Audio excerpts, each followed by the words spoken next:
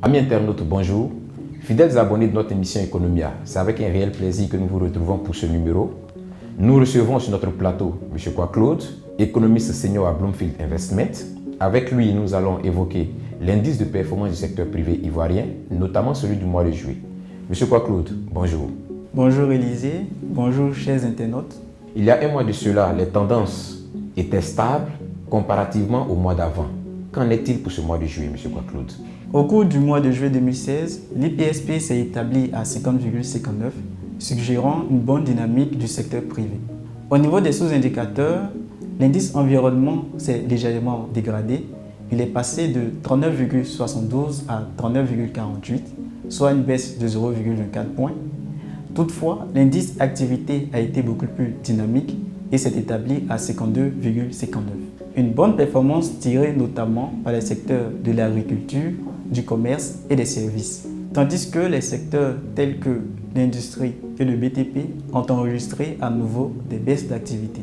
Selon vos commentaires, les tendances au niveau des secteurs d'activité sont restées quasiment les mêmes, excepté au niveau de l'agriculture. Comment vous l'expliquez? Votre constat est exact. Au niveau de l'agriculture, cette bonne performance a été notamment favorisée par la branche agriculture vivrière qui, avec le retour des pluies, a enregistré une hausse de sa production.